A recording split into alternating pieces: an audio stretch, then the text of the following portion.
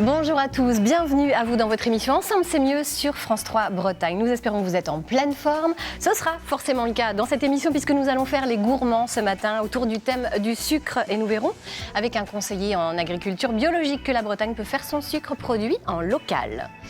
Comme chaque mardi, nous parlerons aussi de votre santé et à point nommé vu le thème du jour, puisque le pancréas permet de réguler le taux de sucre dans notre sang quand il est malade. Comment opérer le cancer du pancréas? Nous ferons le point avec le professeur Laurent Sulpice, responsable de l'unité de chirurgie pancréatique au CHU de Rennes. Je vais prendre des vitamines.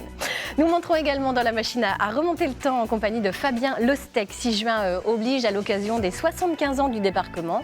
Il nous commentera une archivina en lien avec la libération de la Bretagne au moment où les Alliés vont libérer Rennes en 1944. Et puis Sabine Marie-Murgue sera là pour nous proposer son agenda culturel du week-end avec une jolie sélection sur les 4 départements bretons. Enfin, nous serons Ilien, le temps d'une interview avec les 2 seuls collégiens de l'île de Saint, Jean et Olwen, accompagnés d'Isabelle Charles, leur professeur du collège des îles du Ponant. Ces 2 jeunes seront les narrateurs d'un joli film documentaire réalisé par Lauriane Courson. Voilà, bienvenue à tous, bienvenue à vous. Bonjour professeur, bonjour Fabien, bonjour Sabine et bonjour Catherine. Elle est au taquet déjà avec son micro. Ça va bien? Oui. Attendez, il y a un petit... Voilà. Qu'est-ce qui se passe? Bonjour Laurence, je suis en duplex du plateau actuellement. Bonjour à vous. Pour cette édition spéciale consacrée au sucre, cette émission d'investigation enquête d'exclusivité spéciale. Bah justement, ça tombe bien. On va tout de suite voir en image le sucre. Qu'est-ce que c'est? Puisqu'on croit tout savoir, mais pas forcément, vous allez voir. On vous retrouve tout à l'heure? Oui, en tout duplex. à fait. À tout de suite. À tout à l'heure. Je vous ai apporté des bonbons. Et vous avez bien fait, parce que c'est tellement bon les bonbons. Mais c'est plein de sucre, donc mauvais pour la santé, et puis ça donne des caries. Hélas, c'est tout le problème avec le sucre. C'est bon, mais ça ne fait pas que du bien. Le sucre, c'est une petite molécule de saccharose issue de plantes comme la canne à sucre ou la betterave sucrière. La première découverte de cette molécule remonte à bien des années dans le nord-est de l'Inde, entre 10 000 et 6 000 ans avant Jésus-Christ. À l'époque, on y mâchait la tige de la canne à sucre tranquillou pour l'extraire. Le sucre fait partie de la famille des glucides. Vous savez, ce carburant essentiel au bon fonctionnement de notre corps, de notre cœur et de notre esprit. Car en mangeant du sucre, on produit de la sérotonine, l'hormone du bien-être. Et ça, on ne veut pas s'en passer. Mais attention, il y a le bon et le mauvais sucre. Côté meilleur, il y a les fameux glucides complexes ou lents. Ils se trouvent dans les céréales comme le blé, le maïs, les pommes de terre ou encore les légumineuses. Et il y a les glucides dits simples ou sucres rapides. On les retrouve naturellement dans les fruits, les légumes, le lactose et le miel. C'est le fructose. Celui-là, on l'accepte. Mais en beaucoup moins bien, il y a le sucre chimique. Celui que vous consommez dans les boissons, les plats préparés, les sucreries. Attention, parce que à haute dose, il devient nocif et addictif. Il augmente même le vieillissement des organes, de la peau, des artères et des articulations. Bref, ce sucre-là n'a aucun intérêt nutritionnel. Et en plus, il termine sur vos hanches. Aucun intérêt, on vous dit. Allez, on retrouve Catherine en duplex depuis notre plateau pour le sucre. Allez plus loin justement sur le sucre. Tout à fait, après ce sujet terrifiant qui pose bien sûr le problème de l'addiction au sucre. Alors les accros au sucre, qui sont-ils? Quels sont leurs réseaux? Nous allons le découvrir tout de suite. Alors des enquêtes scientifiques tentent à démontrer que le sucre est en effet plus addictif encore que la cocaïne. Alors bon, ça reste encore à démontrer, mais tout de suite je vous propose de voir un témoignage complètement anonyme de Catherine Bossard de Rennes. Alors, moi, j'ai eu mes premières doses de sucre en étant enfant. C'est vrai que rapidement, elles sont distribuées par mes parents eux-mêmes. Ensuite, ça a été la spirale infernale, les achats de tablettes de chocolat avec mon argent de poche, la distribution entre camarades de classe de sucre dans l'école. Voilà. Et j'ai essayé d'échapper à cette addiction au sucre, mais il ne m'a jamais quitté, puisqu'il était même caché dans les plats préparés salé. Voilà. Donc j'essaye maintenant de retrouver un peu le moral, mais c'est vrai que je vous avoue que ce n'est pas facile d'échapper à cette addiction. Merci. Je peux vous l'emprunter? Oui, tout à fait. Alors moi j'avoue, donc du coup je faisais du trafic de dragibus dans la cour de récré. Oui, je reconnais. Voilà, moi aussi addict un petit peu. Vous le voyez, les dealers sont partout. Ils sont même sur les plateaux de télévision. Ouais. Ils se cachent sous des abords très conviviaux et amicaux de présentatrices télévisées. Ils sont également dans des stands de revente aux abords des collèges et des écoles. Ils se cachent sous forme de recel de gluten et on les appelle les boulangeries. Ils sont à hauteur d'enfants dans les supermarchés. Et ils sont même, comme le disait notre témoignage, cachés dans les plats salés. Alors, le sucre peut-il devenir un plaisir? On retrouve tout de suite ce témoignage anonyme de Catherine Bossard de Rennes. Voilà, je reste encore fragile, mais c'est vrai qu'à 37 ans, j'ai réussi à me défaire de mon addiction. Et du coup, je reprends goût et plaisir maintenant aux choses sucrées, avec modération, bien sûr. Mais ce n'est pas toujours facile. Mais je sais que sur le plateau, il y a également des accros au sucre. Certains ont des petits péchés mignons. Non, ils ne sont peut-être pas accros, mais notamment Fabien, qui nous vient des champs de betteraves de Picardie. Il nous l'a avoué lui-même en début d'émission. Fabien, votre plaisir sucré. Vous pouvez prendre les lunettes noires. Allez. Le tiramisu, j'avoue. Le tiramisu. Un mélange de sucre et de mascarpone. En effet, c'est la drogue dure. Ah bah C'est oui, la drogue dure. oui, ça je suis... Professeur Sulpice, votre plaisir sucré? Plutôt le chocolat. Le chocolat. Ah là là. Oui. Voilà. Ça va, il y a du magnésium. Ça va. Donc C'est bon pour la santé, c'est bon pour la santé. pour le moral. C'est ce que Et pour les le accros moral. se disent régulièrement. Sabine, Il y en a beaucoup. Hein. énormément. Le cheesecake. quand Le même. cheesecake. Ah oui. Alors Encore là, une fois, une tuerie. cette combinaison entre laitage et sucre, oui, qui ne laisse aucun répit, C'est même au terrible. plus fort. C'est Très terrible. bien, merci pour votre témoignage, Sabine. Laurence, on Oui. sait maintenant que vous avez revendu Oui. des dragibus. Dragibus, et aujourd'hui, je suis plutôt sur les choux à la crème. Là, Choux à la j'avoue que. crème. Ouais. Allez, je crois que Billy est aussi Oui. addict Oh au oui. sucre. Oh Et on l'a envoyé en reportage. C'était risqué, mais il a fait le boulot. Allez, Billy, à vous. Alors David, nous sommes là ce matin dans un petit champ au sud de l'île-et-Vilaine pour découvrir quelque chose d'intéressant. On va faire du sucre là, c'est ça? Effectivement, on est en train d'implanter de la betterave sucrière Ok. en agriculture biologique. C'est la grande spécificité de ce projet-là. Parce qu'effectivement, le fait qu'en agriculture biologique, on n'a pas de produits phytosanitaires de synthèse, ça change tout dans la gestion de la culture. Alors comment ça change tout? Parce qu'on fait du sucre avec de la betterave depuis très longtemps ou alors c'est tout Alors, nouveau ça? On fait du sucre avec de la betterave depuis très longtemps, sauf qu'en Bretagne, il n'y en avait pas, parce qu'il n'y a pas d'outils industriels qui sont capables de transformer ce sucre-là. En Bretagne, on faisait de la betterave fourragère jusqu'à présent, Ok. qui était destinée à l'alimentation des animaux. Il faut reconnaître, depuis quelques années, ça a été supplanté par le maïs, il y en a un petit peu moins. On s'est reposé, nous, la question en agriculture biologique, parce qu'en agriculture biologique, jusqu'à présent, donc on semait les betteraves. Et quand on sème une betterave, elle va se développer exactement à la même vitesse que les adventices. Ce que j'ai D'accord. appelé les adventices, c'est la mauvaise herbe. Ok. Et en agriculture biologique, comme on n'a pas les produits phytosanitaires de synthèse pour, entre guillemets, combattre les mauvaises herbes, Et trier le voilà. bon et le mauvais. Donc on intervient avec du matériel de désherbage mécanique, mais si on intervient avec une dent, on met pas trop agressif, ça fait rien, on met un cran d'agressivité en plus, la betterave et l'adventice s'en vont, donc c'est D'accord. pas l'objectif. Donc du coup c'est pour ça que vous le plantez dans des petits tubes comme ça? Donc voilà, donc on a été voir ce Ah que faisaient oui. nos collègues en maraîchage bio, donc ils se font livrer de la betterave en agriculture biologique, parce que le plant doit être bio, c'est une obligation. Ok. Donc on a traîne planté aujourd'hui sur la parcelle, donc il y a une vingtaine d'agriculteurs qui ont investi en commun dans une planteuse. Parce que ça c'est planté pièce par pièce comme Voilà, ça c'est manuellement? planté, on va le voir tout à l'heure sur les images, c'est planté manuellement et ça veut dire que là, dans 8 jours, on va pouvoir intervenir avec du matériel de désherbage mécanique sur des adventices qui seront toutes petites. D'accord. Donc on pourra désherber la culture. Parce que ça c'est à quel âge du coup? C'est des betteraves qui ont un mois et demi actuellement, mais qui ont été élevées en serre, d'où ce développement important. D'accord. Alors ça veut dire que là, ça va me faire une betterave. Je vois bien ce que c'est que la betterave, mais comment on peut faire du sucre avec de la betterave là? La betterave, attention, ce que vous voyez, c'est la betterave de consommation, la betterave rouge. Ouais, La c'est betterave ça. sucrière est un tout petit peu plus gros, ça va Ok. faire 700-800 grammes. Une D'accord. betterave fourragère va faire jusqu'à 1,5 kg, 2 kg. Là, après, effectivement, il va falloir mettre en place des outils de transformation qu'on n'a pas encore actuellement en agriculture biologique, pour pouvoir les presser, extraire ce jus sucré. Ce jus, il faudra le transformer pour en faire du sucre à la fin. Donc la filière aujourd'hui n'existe pas encore. La C'est-à-dire filière que là, n'existe pas. on Nous, fait des actuellement, essais, voilà, quoi. on fait des essais en phase de culture. C'est-à-dire que là, on va mesurer à l'automne prochain à la récolte les densités de plantation pour savoir quelle densité il faut trouver là où on aura le plus de sucre dans les betteraves. Alors du coup, ça n'existe pas, mais on se dit alors pourquoi? Quel est l'intérêt de venir faire du sucre en Bretagne? Alors l'intérêt, c'est que la bio est en vogue actuellement, il y a beaucoup de demandes, le consommateur demande du produit bio, il demande du produit bio aussi de local. D'accord. Et ok. donc jusqu'à présent, il n'y avait pas de sucre en Bretagne globalement, hein. Le sucre en betterave, c'était surtout les grandes régions céréalières, la Beauce, la Picardie. On s'est dit qu'en Bretagne, en agriculture biologique, les conditions météorologiques nous permettent de faire de la betterave fourragère, donc pourquoi pas de la sucrière, et pourquoi pas demain proposer un sucre local. Bon, ça veut dire que bientôt, on pourra sucrer notre café avec du sucre venu directement des champs ici. On espère.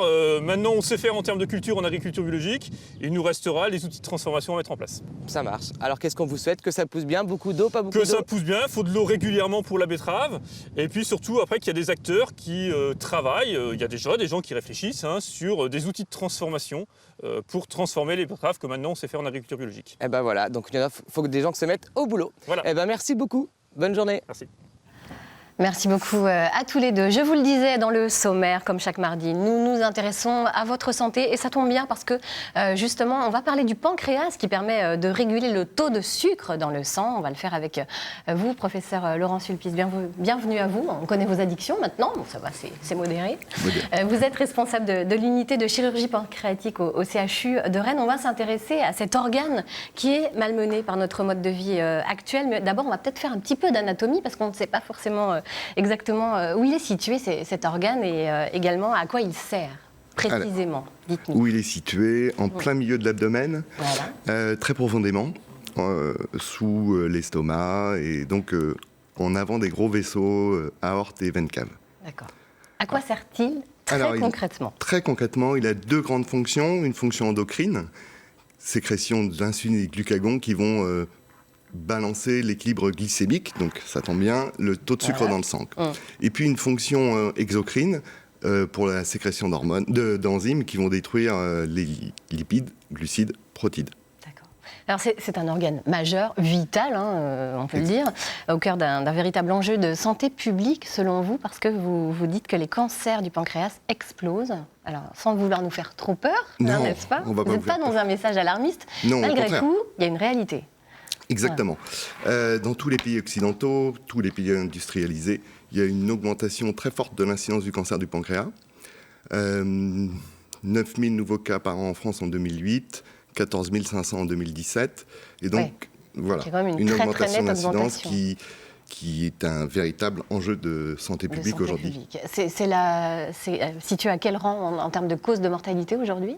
Alors aujourd'hui, on est à la 4e cause de mortalité et les projections pour 2030 font du cancer du pancréas la 2e cause de mortalité par cancer dans le monde. Quand même, donc il y a vraiment un enjeu effectivement de santé publique. Qu'est-ce qui est en cause? Est-ce que c'est notre mode de vie, notre alimentation ou un peu tout ça à la fois finalement? C'est un peu tout ça à la fois. Le principal facteur de risque qui était reconnu était le tabac. On assiste à une diminution de l'incidence du tabagisme et parallèlement une augmentation de l'incidence du cancer du pancréas. Donc c'est probablement multifactoriel, peut-être l'utilisation plus importante du cannabis, qui s'est un peu banalisé chez les plus jeunes, et puis probablement un peu de malbouffe. Trop de gras, trop de sucre? Trop de gras, trop de sucre. On sait que les sujets en surcharge pondérale ont un sur-risque de développer un cancer du pancréas. Alors c'est un cancer qui est particulièrement redouté, on l'a compris. Est-ce qu'on peut l'opérer? Oui. Le pancréas, ça s'opère, même si dans l'esprit de beaucoup de gens, le pancréas, c'est pas un organe qu'on opère. Oui, on opère et on opère de plus en plus le pancréas. Et on essaye justement de développer des interventions de plus en plus mini-invasives, on va dire, pour diminuer les séquelles et accélérer les traitements post-opératoires. D'accord. Alors, du coup, l'enjeu pour les chirurgiens que vous êtes, c'est forcément d'améliorer la prise en charge des patients, donc par des techniques moins invasives. Vous l'avez expliqué. Ça veut dire quoi très concrètement? Très concrètement, moins invasif, c'est essayer de faire le moins de cicatrices. Et donc, la célioscopie, la laparoscopie pour nous médecins. Donc, une chirurgie avec une caméra, des petits instruments, peu de cicatrices. Et puis, cette célioscopie, elle est portée à son paroxysme aujourd'hui avec l'assistance du robot chirurgical. Ça a révolutionné les opérations, un petit peu la chirurgie célioscopique, et notamment les chirurgies célioscopiques complexes, où il y a de l'ablation et de la reconstruction. Oui, parce qu'il y a les deux volets, évidemment, d'une opération. Exactement. Est-ce que c'est suivi par une chimiothérapie de manière systématique ou pas? Oui. Quand quand on prend en charge un cancer du pancréas qui est opérable, il y a systématiquement une chimiothérapie après la chirurgie, débutée idéalement dans les 3 mois. Donc plus on va faire une chirurgie simple, entre guillemets, quand je dis simple, c'est moins agressive, peut-être plus vite on va pouvoir accéder à la chimiothérapie parce qu'il y aura moins de complications. Est-ce que le CHU de Rennes est à la pointe dans ces techniques d'opération justement du cancer du pancréas ? Oui. Et notamment on développe depuis quelques années la chirurgie par voie cœlioscopique. Alors, dans le pancréas, il y a en fait deux zones importantes. Le pancréas, on va dire gauche, où on va faire qu'une chirurgie d'exérèse. Alors, exérèse, expliquez-nous. Ablation. On enlève juste la partie gauche et il n'y a pas de reconstruction au cours de ces interventions. D'accord. Et donc là, la cœlioscopie s'est développée depuis une dizaine d'années et on est pionnier dans ce domaine. Et puis la partie droite, c'est un peu plus compliqué parce qu'il y a une phase d'ablation et une phase de reconstruction. Et donc forcément, c'est plus long, plus difficile.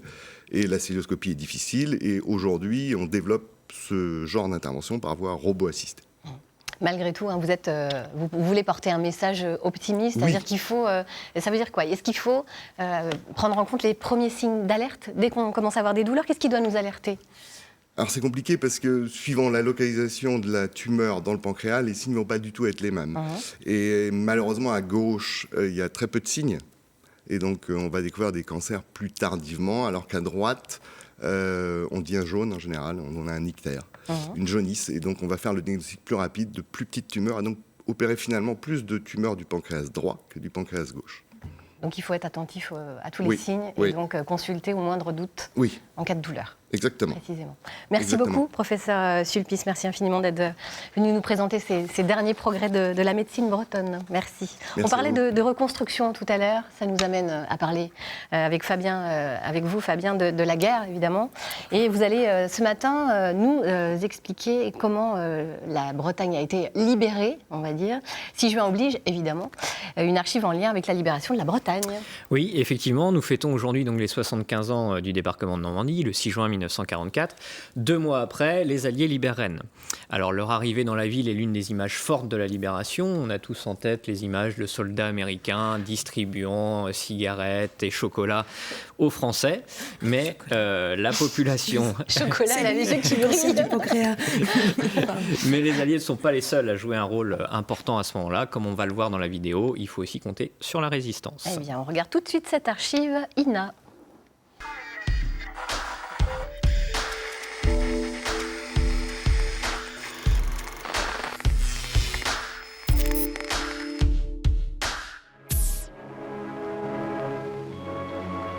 Enfin des soldats qui ne se croient pas nés pour mépriser d'autres hommes.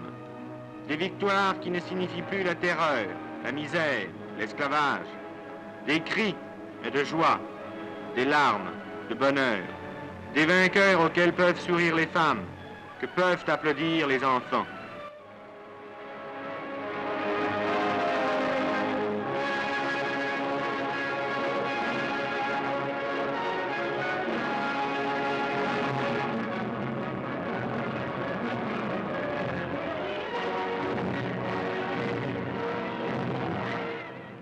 Attention, voici les chevaliers de la milice et les dames de l'ordre nouveau.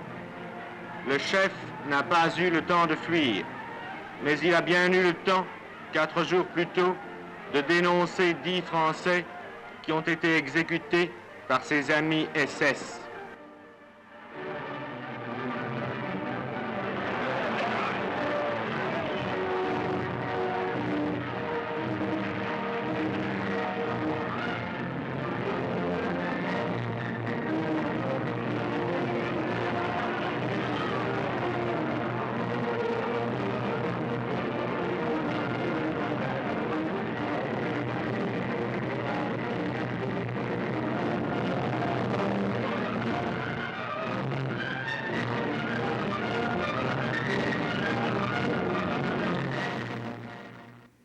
c'est une archive extrêmement intéressante. On voit que l'ambiance oscille entre joie et colère.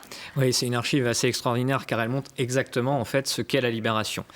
Tout d'abord, une foule en liesse. L'événement est festif, hein, la libération. Les gens boivent, dansent, rigolent, crient, chantent.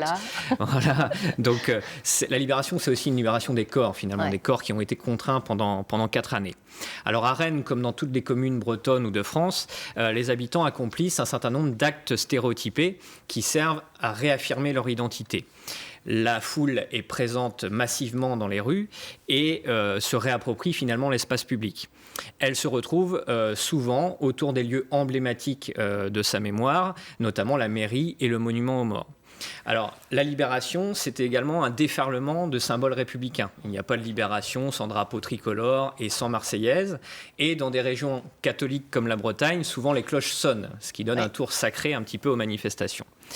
Et parallèlement, eh bien, la population se débarrasse des signes anciens, du régime ancien, passé. On brûle les portraits du maréchal Pétain, on se débarrasse des drapeaux nazis. Bref, on épure l'espace public. C'est ça. Alors, la libération, elle a aussi une autre facette. Hein. C'est également une foule vengeresse, on l'a vu sur ces images. Oui, c'est exactement ça. C'est le deuxième aspect de la libération, à travers ce que les historiens nomment l'épuration populaire.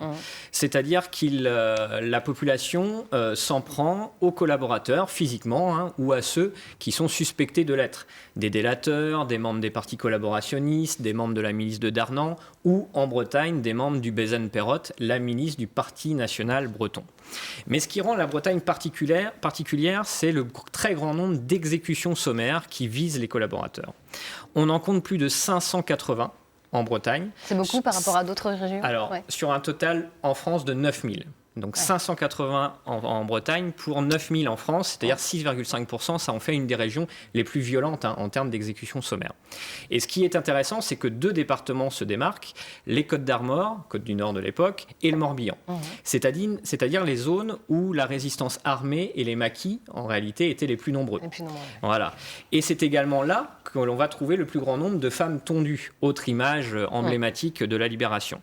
Alors, on en compte environ 300 en Bretagne, femmes tondues, recensées aujourd'hui, sur un total de 20 000 en France. Et ces femmes tondues, eh bien, révèlent encore l'ambivalence de la période entre justice et vengeance. Justice, pourquoi ? Parce qu'on l'a vu dans le reportage, c'est-à-dire qu'il y a des autorités constituées, comme les gendarmes ou les policiers, qui sont présents sur ces scènes et qui donnent aux tondes des allures presque légales. Alors, il faut savoir également que les tondes sont à la fois organisées et spontanées. Organisées parce que des listes de femmes à tondre, finalement, ont été dressées dès le début de l'occupation. Et spontanée parce que la dimension éruptive, et on le voit très bien ici, est très forte. Sans oublier qu'on est alors dans une période de transition des pouvoirs. Ceux de Vichy sont partis, mais ceux du gouvernement républicain ne sont pas encore installés. Donc là, on est dans une phase de transition.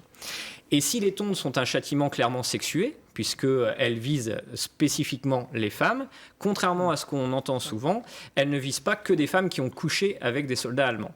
C'est seulement 40% des femmes tondues recensées. Les autres se voient reprocher une proximité réelle ou supposée à l'occupant, souvent parce qu'elles ont travaillé au service des Allemands. Alors cette épuration populaire cesse rapidement, cependant au profit d'une épuration entre triple guillemets légale. Oui, une épuration légale, si on peut le dire, Laurence, puisque les tribunaux en charge de juger les collaborateurs s'installent en Bretagne à partir d'octobre-novembre 1944. Il y a 3500 personnes qui vont être jugées en Bretagne sur 130 000 en France. 130 000 personnes auxquelles il convient d'ajouter 170 000 personnes dont le dossier a été classé par la justice. Ça donne un total de 300 000 personnes. Sur une population de 40 millions d'habitants en France à cette époque-là, on voit bien que l'épuration est finalement un phénomène social massif, contrairement à ce qu'on a longtemps dit également. Alors cette fois, la sévérité devant les tribunaux est un peu moins forte en Bretagne, ce qui est dû aux exécutions sommaires que j'évoquais précédemment, puisque finalement, il y a un certain nombre de collaborateurs pour lesquels on a réglé le compte, entre guillemets, et qui sont morts avec les exécutions sommaires. Et comme dans toutes les régions de l'ancienne zone nord, là encore, la place des femmes est très importante. Elles forment 30 voire 40% des personnes jugées devant les tribunaux à la Libération en Bretagne, alors qu'en temps habituel, en temps de paix, on va dire, elles ne forment que 10% des personnes jugées. Donc on voit bien finalement que la libération et les acquis de l'historiographie de ces dernières années sont vraiment là. La libération, c'est le rétablissement d'un ordre moral, social, mais aussi juridique masculin. C'est-à-dire que les hommes français réaffirment leur domination après avoir été battus et occupés finalement durant l'occupation. Merci Fabien pour cet éclairage historique. Ça vous fait réagir, ça, Catherine ? Oui, par rapport à la place des femmes particulières, en effet, et qui étaient au service peut-être aussi qui étaient pour la plupart, j'imagine, contraintes aussi, certaines qui travaillaient, d'être à proximité des occupants. La contrainte a pu exister, mais il ne faut pas résumer justement la collaboration des femmes uniquement à la contrainte. D'accord. C'est-à-dire qu'il ne faut pas oublier un certain nombre de femmes aussi qui ont collaboré par choix, par conviction, et ces femmes-là ont longtemps été oubliées. Et c'est l'objet de mes travaux, justement, si je peux en parler en ce moment, de montrer que les femmes, justement, ont aussi collaboré par choix et par conviction. Voilà, vous êtes sur votre thèse actuellement. Bon courage, Fabien. Effectivement. Alors, si vous nous rejoignez, vous êtes dans votre émission Ensemble, c'est mieux sur France 3 Bretagne. Et le thème du jour, c'est le sucre. Eh bien, qui dit sucre dit dessert. Et parmi eux, l'un des desserts phares de notre territoire, c'est quand même bien le phare breton. Qui a fait la gourmande ? Eh bien, c'est Sylvaine Saliou, on la retrouve tout de suite.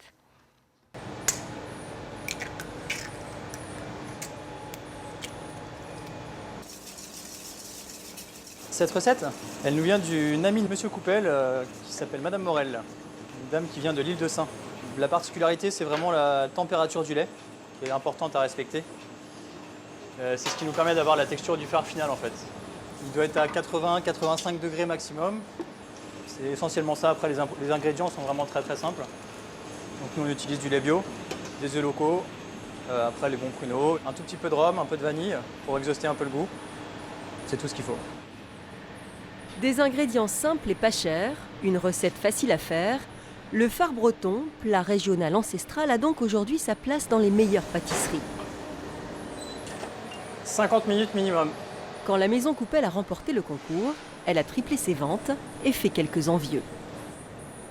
On est très fiers de pouvoir se comparer aux régions avoisinantes, aux départements avoisinants et la preuve c'est qu'on a réussi à gagner ce concours, donc c'est qu'on est capable de faire les choses bien aussi, même en Ille-et-Vilaine. Si le phare breton a gagné ses lettres de noblesse chez les pâtissiers, un autre phare ne se prépare que dans les familles du Nord Finistère. C'est le phare spitilique, le phare à la poêle. Hélène, 88 ans, en fait depuis toujours. 250 g de farine, 6 cuillerées de sucre, 3 œufs, un demi-litre de lait écrémé, et puis il y aura 50 g de beurre. Je remets les œufs avec la farine en premier et j'ajoute le lait. C'est la pâte à phare. Et après, c'est de la façon de le faire. Parce qu'on le fait dans la poêle et puis au lieu de laisser en crêpe, on le ramasse. Soit. On fait des petits morceaux avec. Alors là, après, c'est remué comme ci. Ça marche mieux comme ça ? Ah ben, normalement, oui. C'est parce qu'il faut soulever la pâte, quoi. Alors, c'est souvent que j'ai appris comme ça, moi, plus. Et pour faire plus vite. Le phare spitilique est en fait une sorte de dessert à mi-chemin entre le phare breton et la crêpe épaisse, un plat rapide à réaliser. Voilà. Pas mal comme pâte.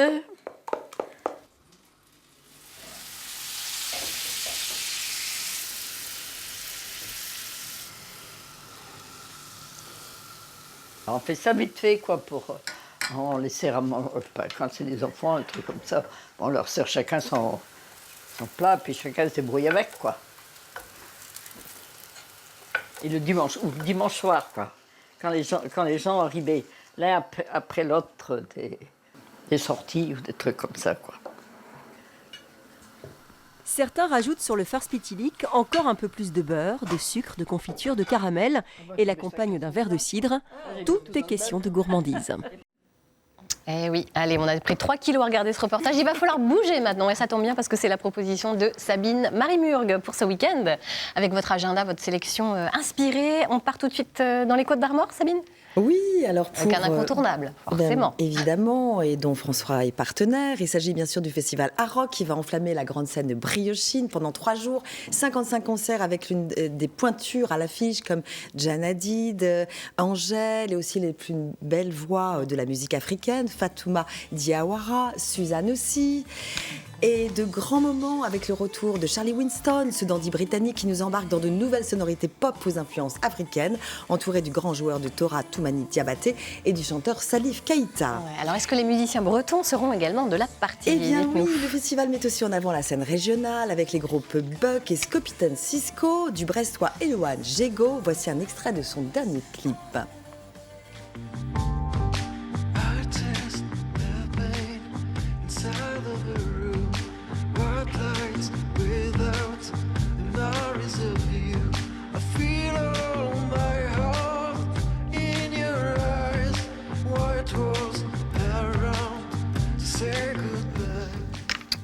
Bah c'est sympa, ça, c'est une belle découverte. Mais oui, c'est des belles découvertes. Eloane Jegat. Oui, et il y a des festivals, donc des concerts gratuits et ouverts à tous. Donc n'hésitez pas, tout n'est pas réservé encore. Vous pouvez y aller. Donc rendez-vous à Saint-Brieuc. Voilà. Allez, on va passer maintenant au Morbihan. Ça s'agite également. Voilà, avec donc ce week-end, c'est la 4e édition musicale des Agités du Bocal au Petit Bodoc à Nivillac. Ouverture des portes samedi et dimanche dès 14h, spectacle, atelier, même chasse au trésor pour les familles. Cette année, les enfants aussi pourront enflammer le dance floor le samedi avec le groupe Les C'est Pas Nous. Et quant aux soirées, elles seront rythmées par plusieurs concerts avec notamment samedi les Toulousains Supachil. Autre découverte, les voici. Supachil. Doing it, running it, killing it, we're kicking it, jump on it, working, calling, bringing it, Okay, Houston, I'm on the board.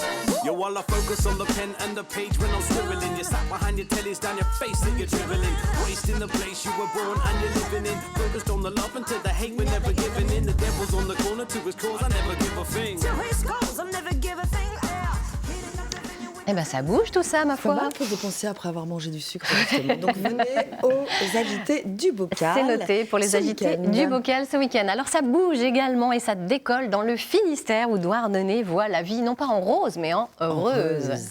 Donc c'est reparti pour 3 jours de programmation musicale tonique et originale. Donc la vie en heureuse, ce sont 13 fanfares, 200 fanfarons, des concerts tous les soirs avec notamment la venue exceptionnelle demain de JP Bimeni et sa voix soul profonde et du super rappeur américain Napoléon Maddox dimanche, invité par le groupe Bad Fat Fit. Au programme aussi des fest-noz, des animations, des compagnies d'art de rue, du cirque acrobatique burlesque aussi, avec le cirque Bazar, 2 sacrés numéros, les voici. Le cirque Bazar.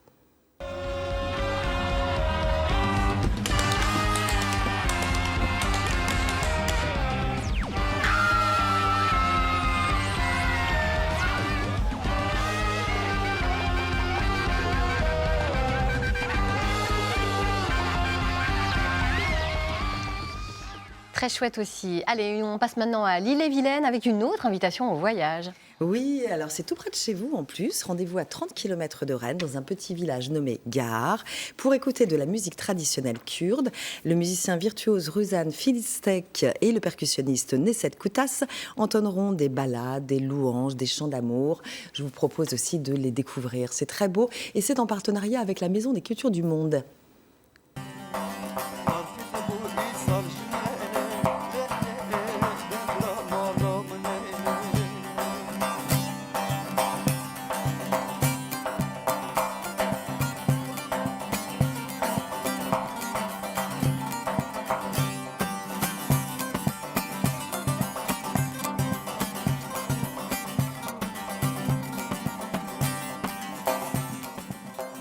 Musique du monde qu'on adore, Oui, évidemment, donc, ici. Cette édition qui se déroule ce week-end aussi, samedi 8 juin. C'est une petite édition cette année. Petite édition. Allez, un autre temps fort en Ille-et-Vilaine. On termine avec cette proposition que vous nous faites. Oui, alors si vous avez envie de souffler après le boulot, rendez-vous à Rennes à 18h30 au parc de la Guérinée pour participer à la traversée chantée du secteur nord jusqu'aux terrasses d'Apigné. C'est une balade en fait scénographiée par 2 artistes, Léa Muller, paysagiste, et Sophie Cardin, plasticienne, et par 2 deux chefs de chœur de la compagnie d'ici là. Et c'est en fait dans le cadre de l'année de la Vilaine qui se déroule tout au long de l'été. Et voilà, donc c'est une initiative, vous pouvez chanter, marcher.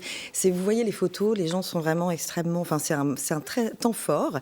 Et si vous ne pouvez pas participer demain, rendez-vous le 23 juin à Bru pour une autre traversée chantée. Eh bien, on a tout noté et puis on ira chanter, forcément. Merci beaucoup Sabine, merci Fabien, merci professeur Sulpice.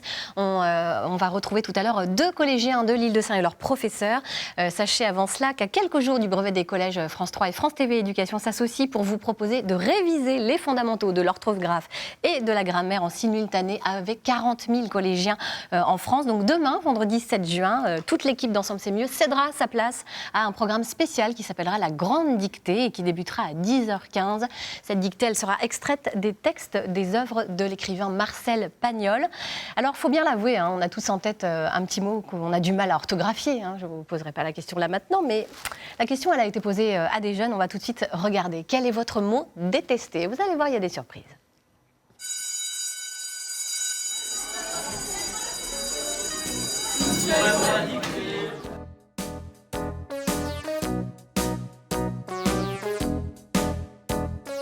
Coccyx. C-O-C-C-Y-S. X. Euphémisme. E-U-P-H-I-S-M-E. Ornithorynque. Parce que je mélange toujours le Y et le I. Accueillir. O-R-N-Y-T-I-H. Non, T-H-I-Q-E. Anticonstitutionnellement. Parce que je sais jamais s'il faut mettre le U ou le E d'abord. A-N-T-I. Entaille. Parce que depuis que je suis gamin, je suis un peu hémophobe de temps en temps. C-I-R. Et je sais l'écrire, mais ça me rappelle de mauvais souvenirs. C-O-N. Métaphore, parce que je sais jamais s'il y a un H après le T.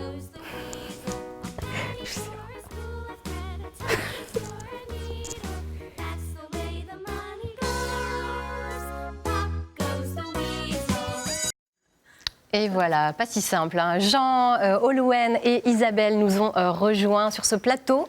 Bienvenue à tous les deux. Merci. Vous êtes les deux seuls collégiens de l'Île-de-Sein. Oui. On l'évoquera tout à l'heure. Isabelle Charles, vous êtes leur professeur du Collège des Îles du Ponant. Alors j'ai envie de vous demander à vous aussi, dites donc quel est le mot que vous avez le plus de mal à orthographier? Alors, Olouen. Moi? Oui.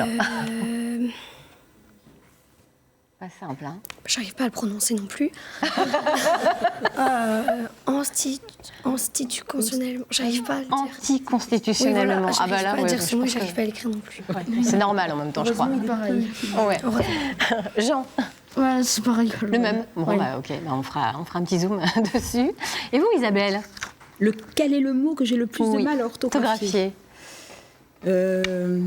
Orthographe. C'est pas vrai. J'hésite souvent entre la place du H, où elle se trouve ou pas. Bon, bah ça nous rassure. Ça nous rassure. Catherine, vous? Moi, c'est tous les noms de maladies d'une manière générale. Ils sont assez compliqués, rhinite, des choses comme ça. Oui, je pense que c'est pour ça peut-être que les médecins écrivent comme ça. C'est parce qu'ils savent pas trop. Professeur Sulpice rigole parce que c'est peut-être ça. En fait, c'est pour ça qu'ils écrivent comme ça les médecins sur les ordonnances. C'est possible. Bon, vous avez 12 ans tous les deux. Donc vous êtes donc le brevet, vous avez encore un petit peu le temps pour vous. Vous êtes les deux seuls adolescents de l'Île-de-Sein, finalement, les deux seuls collégiens. Et on va raconter un peu votre histoire. Ça signifie quoi pour vous être au collège à l'Île-de-Sein? C'est pas un enseignement particulier, ordinaire. Vous avez quel type d'enseignement? Vous avez votre professeur en face de vous. Elle vous connaît depuis que vous êtes tout petit, Isabelle. Oui, je les ai connus en maternelle, puisque moi j'ai commencé en 2005. Et effectivement, quand ils sont arrivés en maternelle, j'étais déjà présente. Vous êtes professeur au Collège des Îles du Ponant. On va expliquer quand même pour nos téléspectateurs ce que c'est. C'est un collège qui est basé à Brest, mais expliquez-nous sa particularité. La particularité, c'est que ce sont nous, les enseignants, qui on se déplace sur les îles. Alors, soit on faire une île ou deux îles. Moi, par exemple, j'interviens sur deux îles. En début de semaine, je suis à l'île de Groix. Et en fin de semaine, je suis à l'Île-de-Sein. Donc, eux, ils restent sur leurs îles. Et c'est nous qui venons avec plaisir leur je veux dire, porter la bonne parole, je ne sais pas, mais en tout cas, essayer de leur enseigner des choses dans la joie et la bonne humeur, on va dire. C'est très particulier, c'est un collège qui est à cheval sur 7 îles, en fait, c'est ça, c'est étonnant. Comment vous vous organisez? Vous dites, je suis intermittente de l'éducation nationale. C'est vrai, j'aime dire que je suis intermittente de l'éducation nationale, puisque, bon, déjà, je fais 2 îles, et puis je suis amenée à enseigner plusieurs disciplines. Ma discipline de base, c'est l'espagnol, mais à l'île de Sein, je fais de l'anglais et du français en plus. Donc on est multi-casquette, comme peut-être un artiste. Il faut être très très soudé dans l'équipe enseignante, parce que vous ne vous voyez pas, en fait, vous échangez comment? Par mail, par téléphone? Voilà, par mail, par téléphone, par visioconférence, puisque à l'île de Sein, par exemple, l'organisation, on a un collègue qui vient le lundi, qui fait tout ce qui est sport, SVT, qu'est-ce qu'il fait d'autre, Julien? Sport, SVT, allez, aidez-moi s'il vous plaît. Sport, art plastique, voilà. Ensuite arrive le collègue de maths, Eric, qui fait donc tout ce qui est sciences, maths, sciences, techno. Je prends le relais le jeudi et le vendredi, donc moi je fais du français, donc de l'anglais et de l'espagnol, et arrive le vendredi la collègue qui fait de l'histoire. Donc on a un relais toute la semaine pour qu'ils aient un emploi du temps classique d'un collégien classique. C'est facile d'apprendre de cette façon-là, Jean? Bah oui, parce que les profs nous accordent plus de temps que sur le continent. Vous avez une relation très particulière avec Isabelle, du coup, elle vous connaît très bien. En fait, ils ont connu nos frères, ils ont connu pour moi ma grande sœur. Donc du coup, oui, ça fait aussi longtemps qu'on les connaît. Donc, Louane, pour toi, c'est... Bah oui, c'est sûr, c'est pas du tout la même chose que sur le continent. Par exemple, là, on appelle nos professeurs par leur prénom. Et sur le continent, on va les vouvoyer ou des choses comme ça. Il y a un lien très très fort, on le sent bien. Alors cette particularité, elle a inspiré un projet documentaire à la réalisatrice bretonne Lauriane Courson, avec des images de Nedjma Berder et puis un montage d'Anne Renson. Mais vous savez quoi, nous avons le privilège d'avoir en avant-première, de pouvoir vous montrer un extrait de ce documentaire. Alors attention, c'est une copie de travail. On remercie d'ailleurs la filière de production de France 3 Bretagne pour sa confiance, parce que ce n'est pas un montage encore finalisé, mais on a la chance de pouvoir voir un extrait de ce film qui sortira à la rentrée prochaine. On regarde tout de suite un extrait de Je tue il. Titre provisoire, je précise. Faut pas que t'y penses. Ne pense plus à rien, rien, rien, rien. Ça ira mieux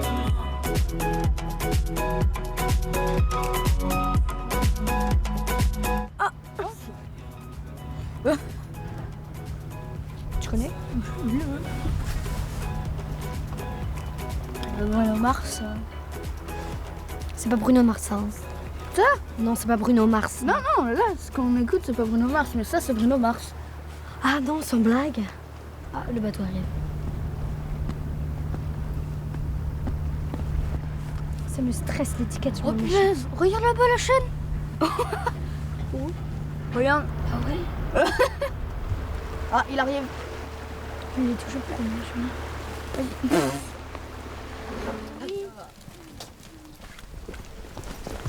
Et à part ça, ce week-end, Ça s'est bien passé.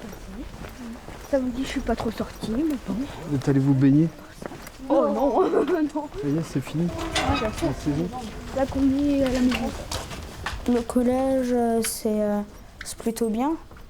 On va pas trop se plaindre, sauf qu'il n'y a pas beaucoup d'élèves parce qu'on n'est que 2, moi et Loane, donc c'est un petit peu contraignant. Où ça? Dans les yeux, ok? On le refait une dernière fois. Ah, ça y est, là c'est très bien. Super. Ça veut dire on est prêts tous les deux à commencer. Ok? Alors, Je m'appelle Loane, j'ai 12 ans, j'ai 2 couleurs préférées, j'aime le vert foncé et le bleu clair. La plupart de mon temps, oui, je vais le passer avec Jean parce que même si parfois il m'énerve, mais c'est un peu comme mon frère, on va dire, mais c'est comme, en fait, c'est mon meilleur ami. les filles aussi. Ils se regardent, ils sont pas en train de regarder les chaussettes de l'autre, d'accord? Ouais, elles sont ils se belles, regardent. les chaussettes, dis Hein? donc. Non, mais c'est sérieux. Oh, c'est sérieux, hein. C'est sérieux. Oh, vas-y. Ouais, Jean, il faut que tu... D'accord? Il faut que tu sois dedans. Vous allez pouvoir enlever les gants. Alléluia! C'est fabuleux parce que Jean et Olwen ont découvert les premières images sur notre plateau et il fallait voir leur réaction. Alors, votre réaction? Bon. C'est compliqué de se voir comme ça. Ouais, c'est surprenant. Ouais.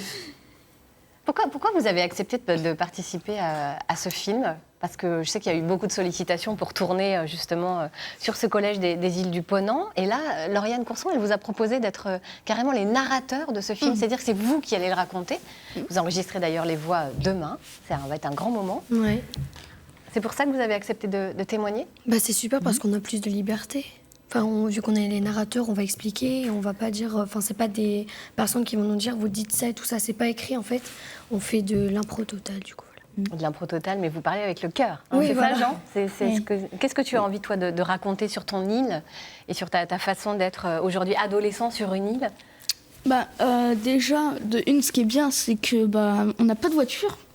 Donc, tu vas sur l'île de Sein, si tu es sur Paris le matin et l'après-midi, tu es sur l'île de Sein, tu te dis, mais il n'y a rien.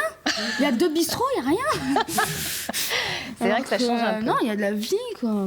Après, il y a des jeunes qui ont repris plusieurs trucs. Pierre Portet qui a repris le club nautique, tir à l'arc.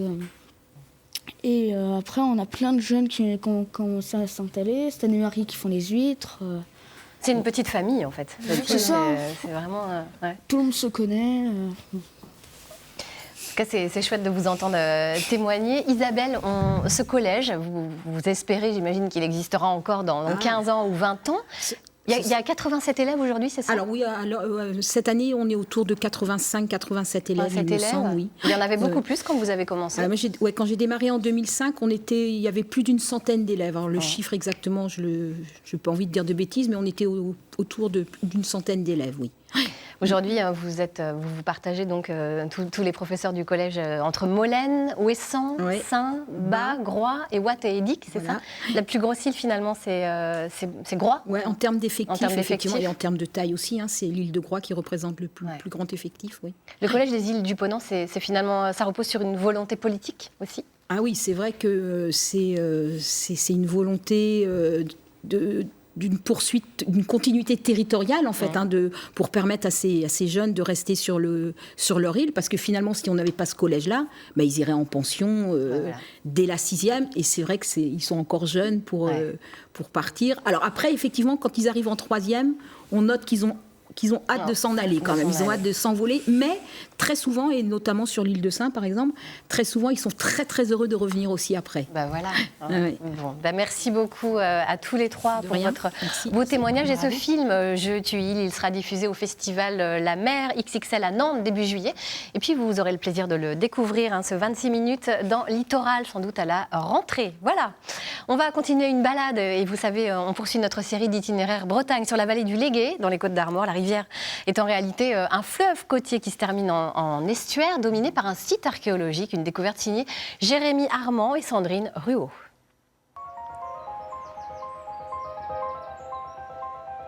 Il marche dans les pas de l'histoire pour percer les mystères du temps. Comme avec cette roche plate à l'allure de dolmen. Une pierre de légende qui pourrait faire penser à un culte solaire. Mais ces amoureux du patrimoine ont trouvé la clé de l'énigme.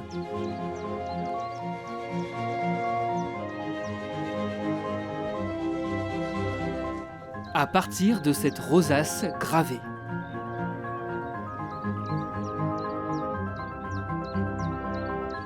On voit qu'on a une ligne du sud vers le nord ici et de l'ouest vers l'est par ici.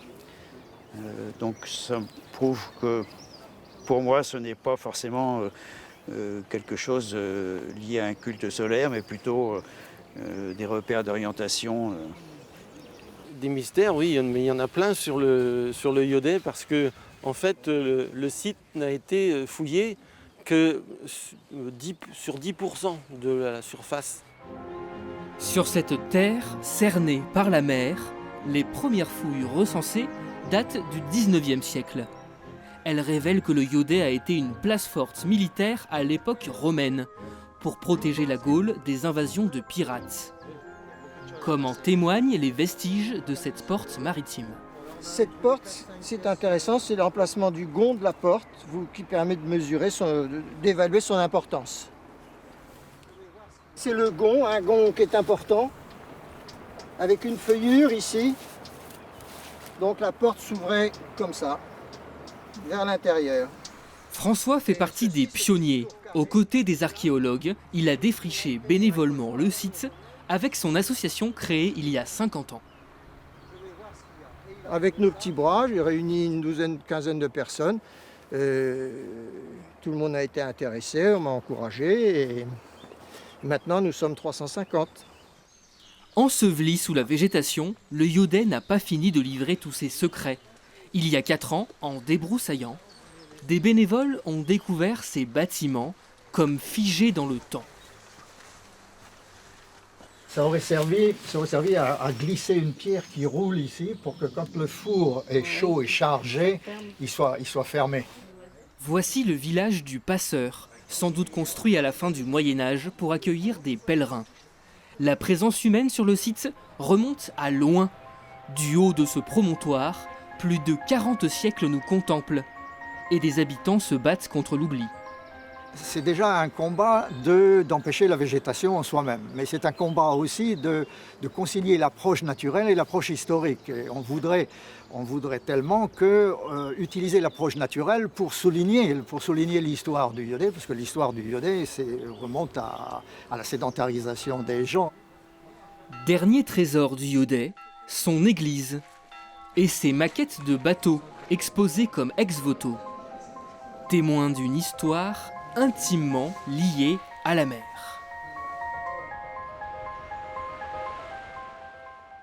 Voilà, c'est la fin de cette belle série d'itinéraires Bretagne. Merci à Jérémy Armand et Sandrine Ruot. C'est déjà la fin de cette émission, dites donc. Merci d'avoir été avec nous. Merci Olwen, merci Jean, merci Isabelle et merci Catherine. On se retrouvera quant à nous lundi seulement, puisqu'on parlera à 10h50 du thème du mariage. Et on laissera notre place demain à partir de 10h15. Lundi, ce sera donc une rediffusion de notre émission. Et on se retrouvera mardi, par contre, après. Ensuite, allez, très belle journée sur France 3 Bretagne. Dans quelques minutes, place à votre journal régional. Kenavo.